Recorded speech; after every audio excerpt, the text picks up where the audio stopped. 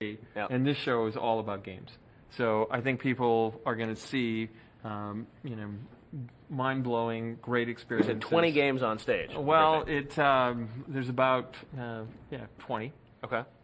Give or take a few. Give or take You a might few. add another one in Yeah. at the last minute. You Yeah. never know, right? So it's a great lineup of games. Yeah, And absolutely. I think people are going to love it, and then they're going to understand what we're trying to create and how it links games and entertainment, the functionality of the box, some of the advantages that you get of having a box that is designed Right. to use an online state.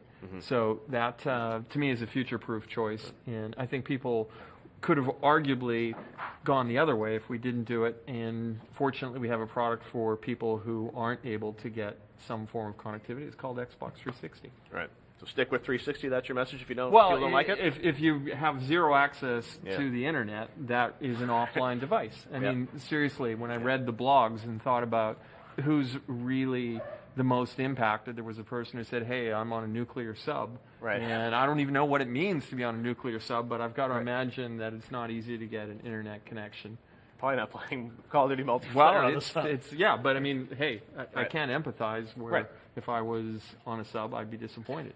So, I think a lot of gamers, when you talk to them about it, they just say, like, I don't understand what's wrong with the way things are now. But you're saying, obviously, that there's a bigger vision, longer term, that you're making a bet. I assume similar to when you guys said, hey, with, Xbox, you weren't going to support dial-up. You're going to do broadband. I mean, it's hard for people because I guess we don't know what your vision is 5-7 years from now. Yeah, and it's a service-based world. If you think Yeah. about things and how they get better with an internet connection, that's a design choice that we've made. Yep.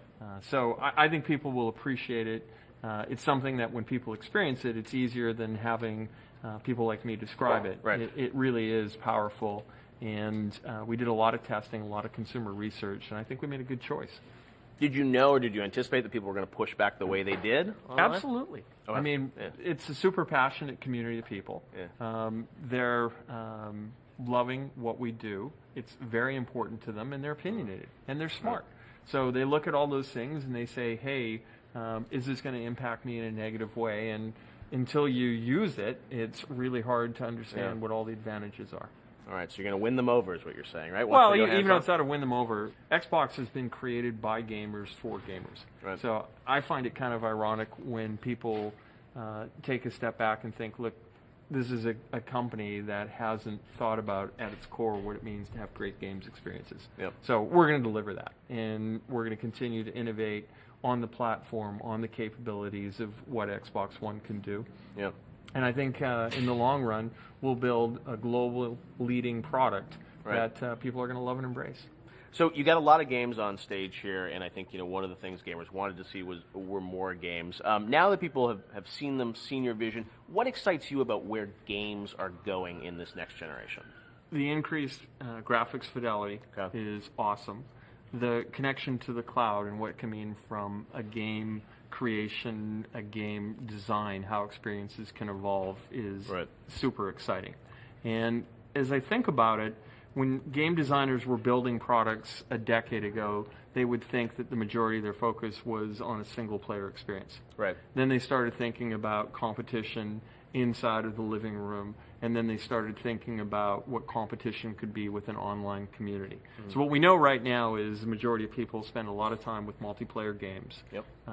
That you want to have experiences that aren't designed exclusively as a programmer driving a logic sequence. You want things that really use real-world inputs. Yeah. Other players, the complexity of servers where there's tons of data, and it's changing your experience. Yeah. And I think that's what people are going to come away with, is these worlds are rich, they're alive, there's a ton of graphical fidelity, and I think creators are going to have the best toolbox that they've ever had to innovate. So there's no choices about is Kinect in or out. Right. Kinect is in. You're going to be able to use that for voice commands, for gesture, in conjunction with the controller, Right. in conjunction with Smart Glass. That's huge as a creator.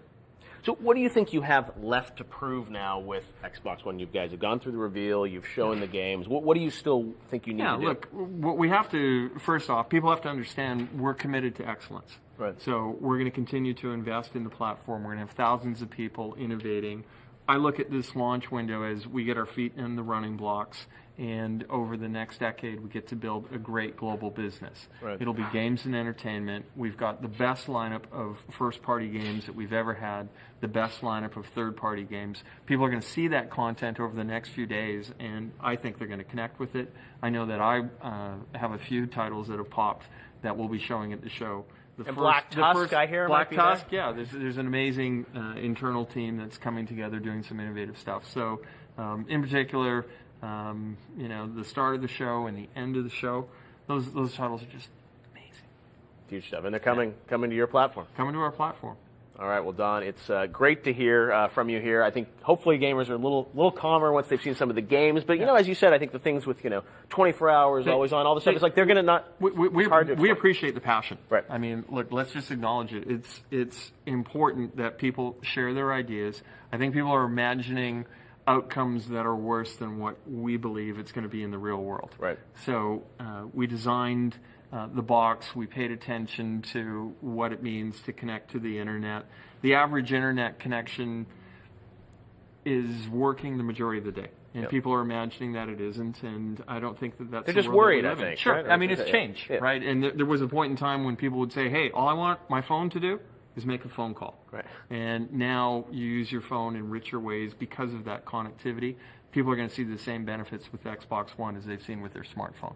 All right, well, we will see it all, I guess, later this year when Xbox One launches, and we'll be all online. Yeah, and thank you, Jeff. We really appreciate your coverage and involvement. Thank you, Don. It's great. Look forward to great. playing soon.